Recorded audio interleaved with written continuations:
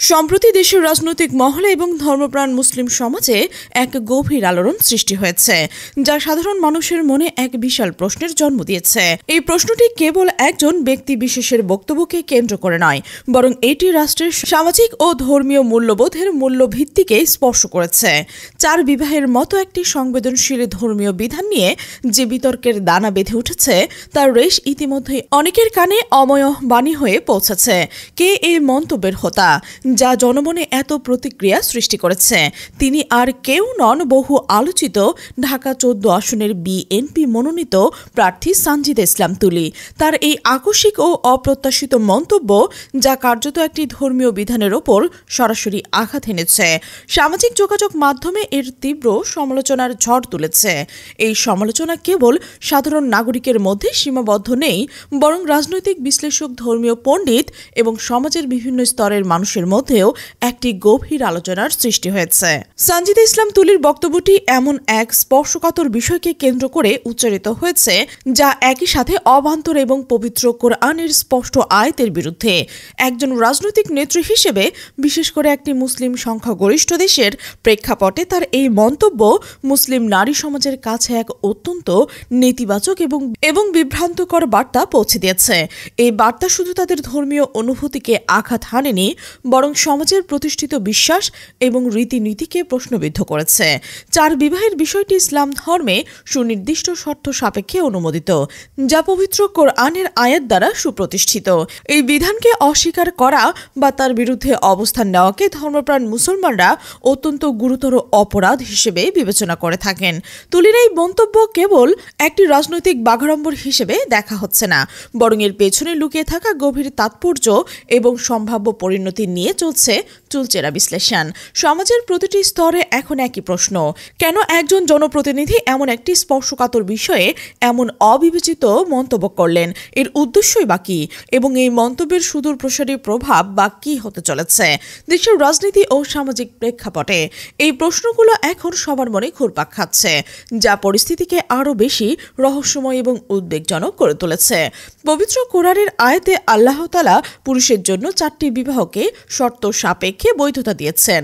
এই বৈধতা কেবল পুরুষের খেয়াল খুশি বা ইচ্ছার উপর নির্ভর করে না, বরং এর সাথে জুড়ে দেওয়া হয়েছে গভীর নৈতিক ও সামাজিক দায়বদ্ধতার এক সুদৃঢ় কাঠামো। আদলের শর্ত, অর্থাৎ সকল স্ত্রীর প্রতি সমতাপূর্ণ আচরণ নিশ্চিত করা, যা শুধু অর্থনৈতিক সামর্থ্যের মধ্যে সীমাবদ্ধ নয়, বরং আবেগী এবং সামাজিক সমতাও এর অপরিহার্য অংশ। এর পাশাপাশি রয়েছে পুরুষের শারীরিক, মানসিক ও আর্থিক সামর্থ্যের মতো অসংখ্য শর্ত। ইসলামের এই বিধান কখনোই এমন অবাধ স্বাধীনতা হিসেবে ব্যাখ্যা করা হয়নি, যেখানে একজন পুরুষ যখন খুশি, যেমন খুশি করে 4টি বিয়ে করে ফেলতে পারবেন, বরং এটি একটি সুগঠিত এবং দায়িত্বশীল প্রক্রিয়া, যা সমাজকে বিশৃঙ্খলা থেকে রক্ষা করতে এবং বিধবা ও এতিমদের কল্যাণের জন্য এক বিশেষ পরিস্থিতিতে প্রবর্তিত করেছে। এই প্রেক্ষাপটে ঢাকা 14 আসনের বিএনপি ঘোষিত প্রার্থী সানজিদা ইসলাম তুলি এমন সমাজ চান না যেখানে 4টি বিয়ে করা যায়। এই বক্তব্যটি কেবল তার ব্যক্তিগত মতামত হিসেবে দেখা হচ্ছে না, বরং এটি পবিত্র কোরআনের একটি সুপ্রতিষ্ঠিত স্পষ্ট বিধানের সরাসরি অস্বীকৃতি হিসেবে দেখা হচ্ছে। তার এই বক্তব্য যেন ধানের শীষের প্রতীকের হাতে পাওয়ার পর রাজনৈতিক উচ্চাকাঙ্ক্ষার এক উন্মাদ প্রকাশ, যেখানে তিনি নিজেকে আর সামনে রাখতে পারেননি। এই ধরনের স্পর্শকাতর বিষয়ে মন্তব্য করার আগে তার গভীর চিন্তা ও বিচক্ষণতার প্রয়োজন ছিল, যা তার বক্তব্যের সম্পূর্ণরূপে অনুপস্থিত ছিল বলে প্রতীয়মান হয়েছে। বিশেষজ্ঞরা মনে করছেন এটি কেবল একটি সাধারণ ভুল নয়, বরং এক মারাত্মক ভুল, যার চরম খেসারত তাকে ব্যক্তিগতভাবে এবং দলীয় বিএনপিকে সম্মিলিতভাবে দিতে হতে পারে। এই ভুলের মাসুল হয়তো শুধু রাজনৈতিক পরাজয়ের মধ্যে সীমাবদ্ধ থাকবে না, বরং এর দীর্ঘমেয়াদী প্রভাব পড়বে দলের ভাবমূর্তি এবং জনসমর্থনের ওপর। তুলির এই বক্তব্য সরাসরি ইসলামের এক মৌলিক বিধানকে চ্যালেঞ্জ করেছে, যা লাখ লাখ ধর্মপ্রাণ মুসলমানদের মনে গভীর ক্ষোভের জন্ম দিয়েছে। এই ক্ষোভের আগুন যে আগামী দিনে দিনে ভোটের মাঠে ভয়াবহ আকারে ধারণ করতে পারে তা সহজেই অনুমেয়। এই মন্তব্যের মাধ্যমে তুলি কেবল তার নিজের অবস্থানকেই দুর্বল করেননি, বরং তিনি তাদের দলের ধর্মভীরু ভোটারদের মধ্যে এক গভীর অবিশ্বাস ও অনাস্থার বীজ বপন করেছেন, যা বিএনপির রাজনৈতিক ভবিষ্যৎকে আরও অনিশ্চিত করে তুলেছে। পরিস্থিতি এমন এক সন্ধিক্ষণে এসে দাঁড়িয়েছে যেখানে এই একটি মন্তব্য হয়তো পুরো রাজনৈতিক সমীকরণকে বদলে দিতে পারে। ইতিহাসে এই সত্যের সাক্ষী যে ইসলাম, কোরআন ও সুন্নাহর মতো স্পর্শকাতর বিষয় যখনই কেউ চ্যালেঞ্জ ছুড়ে দিয়েছে, এ দেশে ধর্মপ্রাণ জনগণ তাকে সব সময় সুযোগ মতো কঠিন জবাব দিয়েছে। এই জবাব শুধুমাত্র মৌখিক প্রতিবাদে সীমাবদ্ধ থাকেনি, বরং ভোটের মাঠে, সামাজিক বয়কটের মাধ্যমে এবং জনমতের তীব্র বিরোধিতার মধ্যে দিয়ে তা প্রতিফলিত হয়েছে। সম্প্রতি একটি বিতর্কিত তারিখে 5 আগস্টে শেখ হাসিনার সরকারকেও এই কঠিন জবাবের সম্মুখীন হতে হয়েছিল। এ ইঙ্গিত স্পষ্ট। এই ঘটনার রেফারেন্সটি আবারও স্মরণ করিয়ে দেয় যে ধর্মীয় অনুভূতিতে আঘাত হানার পরিণতি কতটা সুদূর প্রসারী হতে পারে। ইসলামের বিধান মেনে চলা বা অনুশীলন না করা ব্যক্তিগত ইচ্ছার বিষয়। কেউ যদি কোরআনের নির্দেশনা অনুযায়ী জীবনযাপন নাও করে, তবে তাকে গুনাহগার বলা যেতে পারে। এই গুনাহার হিসাব একান্তই আল্লাহ এবং তার বান্দার। কিন্তু যখন কেউ প্রকাশ্যে কোরআনকে কোনো স্পষ্ট বিধানকে অস্বীকার করে, তখন তার অবস্থান সম্পূর্ণ ভিন্ন হয়ে যায়। এ ধরনের অস্বীকৃতি কেবল একটি নৈতিক বিচ্যুতির মধ্যেই সীমাবদ্ধ থাকে না, বরং তা ঈমানের মূল ভিত্তিকে নাড়িয়ে দেয়। পবিত্র কোরআনে আল্লাহ তাআলা সূরা মাইদায় একটি আয়াতে স্পষ্ট করে ঘোষণা দিয়েছেন, যে ব্যক্তি আল্লাহ যা নাজিল করেছেন তা অস্বীকার করে সে কাফের। এই রকম বার্তা হাদিসেও দেওয়া হয়েছে, যেখানে রাসূল সাল্লাল্লাহু আলাইহি ওয়াসাল্লাম বলেছেন, যে ব্যক্তি আল্লাহর কিতাবের বিধানকে অস্বীকার করে সে কাফের। ইসলামের হালালকে হালাল হিসেবে মেনে নেওয়া ঈমানের পরিপূর্ণ অংশ। আল্লাহ তাআলা যে বিষয়কে হালাল করেছেন সেটিকে আমি মানি না বলে অস্বীকার করা ঈমানের ওপর সরাসরি আঘাত। এমন অস্বীকৃতি এবং ব্যক্তিকে ইসলাম থেকে বিচ্ছিন্ন করে দেয় এবং তাকে কাফেরের স্তরে নিয়ে যায়। কোরআন ও হাদিস এই স্পষ্ট নির্দেশ অনুযায়ী সানজিদ ইসলাম তুলি 4 বিবাহের বিধানকে অস্বীকার করা তার ঈমানের ওপর এক গুরুতর প্রশ্নচিহ্ন দাঁড় করিয়েছে। একজন মুসলমান হিসেবে কোরআনের কোনো বিধানকে বিরোধিতা করা কেবল অসম্ভবই নয়, বরং তা তার মুসলিম পরিচয়কে হুমকির মুখে ঠেলে দেয়। তাই পালনে ব্যর্থ হলে হয়তো গুনাহগার হওয়া যায়, কিন্তু অস্বীকার করলে মুসলমান হিসেবে টিকে থাকা যায় না। এই কঠোর ধর্মীয় বিধানগুলোর আলোকে তুলির মন্তব্য কেবল রাজনৈতিক অঙ্গনেই নয়, বরং ধর্মপ্রাণ মুসলিম সমাজের কাছে তার গ্রহণযোগ্যতাকে সম্পূর্ণভাবে ধ্বংস করে দিয়েছে। এই বিষয়টি কেবল তার ব্যক্তিগত রাজনৈতিক জীবনের জন্য নয়, বরং তার দলকে সামগ্রিক ভাবমূর্তি এবং ভবিষ্যতের জন্য এক চরম বিপর্যয় ডেকে আনতে পারে। এই বিতর্কিত মন্তব্যটি এমন এক অগ্নিস্ফুলন যা দেশের ধর্মীয় ও রাজনৈতিক মহলে এক বিশাল দাবানল সৃষ্টির উপক্রম করেছে। বিএনপির এই নারী নেত্রী বিতর্কিত মন্তব্য ঘিরে এখন দেশের রাজনীতি ও ধর্মীয় অঙ্গনে চরম উত্তেজনা বিরাজ করছে। প্রশ্ন উঠছে, হেফাজতের আমির আল্লামা জুনাইদ বাবুনগরীর মতো প্রভাবশালী ধর্মীয় নেতা, যিনি জামায়াতের ক্ষেত্রে যত্রতত্র ফতোয়া দিয়ে দ্বিধা করেন না, তিনি কি এক্ষেত্রেও এই রকম কঠোর অবস্থান নেবেন, নাকি এক রহস্যময় নীরবতা পালন করে মুখে কুলু পেটে বসে থাকবেন? এই প্রশ্ন এখন দেশের প্রতিটি ধর্মপ্রাণ মুসলমানের মনে ঘুরপাক খাচ্ছে। বাবুনগরী কি তার চিরাচরিত স্পষ্টভাষী ও আপোষহীন চরিত্র বজায় রাখবেন, নাকি রাজনীতির সমীকরণে একটি জালে জড়িয়ে তিনি এই স্পর্শকাতর ইস্যুটি এড়িয়ে যাবেন? এই নীরবতা বা সক্রিয়তা উভয় রাজনৈতিক মহলে গভীরভাবে প্রভাব ফেলছে।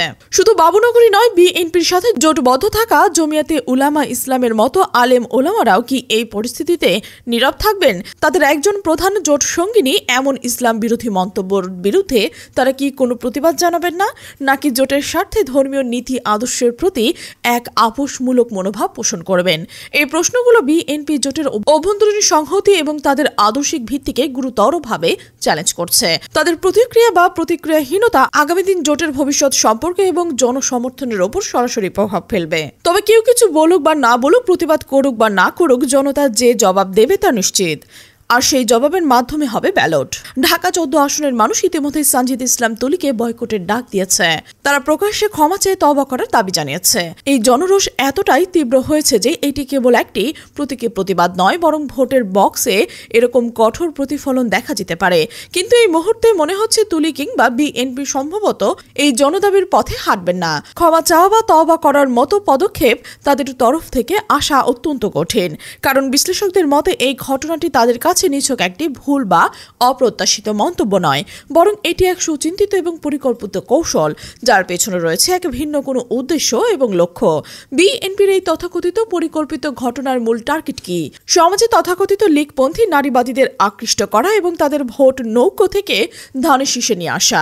এই কৌশলগত পদক্ষেপের মাধ্যমে বিএনপি চেষ্টা করছে এক নতুন ভোট ব্যাংক তৈরি করতে, যা তাদের দীর্ঘদিনের রাজনৈতিক দেউলিয়াত থেকে মুক্তি দিতে পারে। তার এই প্রচেষ্টা নানাভাবে নানা পদ্ধতিতে করে যাচ্ছে। কখনো তারা আওয়ামী লীগের নেতাকর্মীদের বিরুদ্ধে দায়কৃত মামলা তুলে নেওয়ার প্রতিশ্রুতি দিয়ে তাদের আকৃষ্ট করতে চাইছে, যা এক চরম রাজনৈতিক চাল হিসেবে বিবেচিত হচ্ছে। কখনো তারা নারীবাদী বয়ানকে হাতিয়ার করছে, কখনো সানজিদা ইসলাম তুলি 4 বিবাহ সংক্রান্ত বিতর্কিত মন্তব্যটি এই বৃহত্তর কৌশলের একটি অংশ হিসেবে দেখা হচ্ছে। এই মন্তব্যের মাধ্যমে তারা এক শ্রেণীর নারীবাদীদের সমর্থন আদায়ের চেষ্টা করছে, যারা হয়তো ইসলামী শরিয়ার কিছু বিধানের সাথে একমত নন। আবার কখনো তারা মুক্তিযুদ্ধের চেতনার মতো স্পর্শকাতর বিষয়গুলোতেও নিজেদের সুবিধার জন্য ব্যবহার করার চেষ্টা করছে, যা তাদের মূল আদর্শের সাথে কতটা সঙ্গতিপূর্ণ তা নিয়েও প্রশ্ন উঠছে।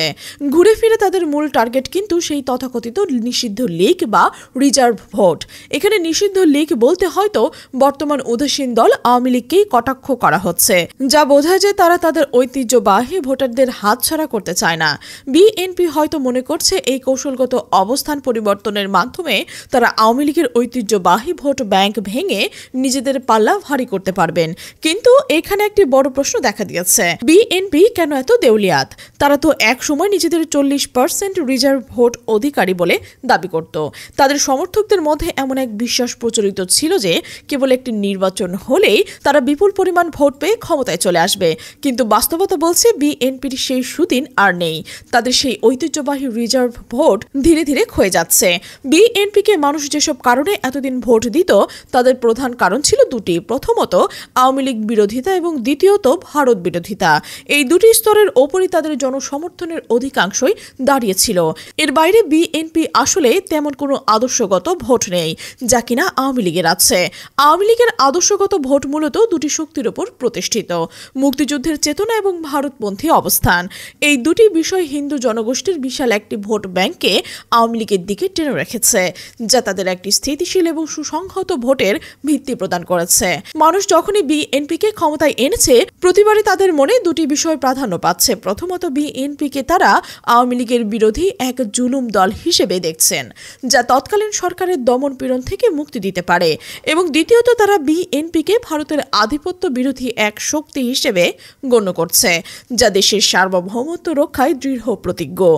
এই দুটি ধারণায় বিএনপির উত্থানের পেছনে মূল চালিকা শক্তি হিসেবে কাজ করেছে। কিন্তু 5 আগস্টের পর সেই হিসাব নিকাশ সম্পূর্ণ পাল্টে গেছে।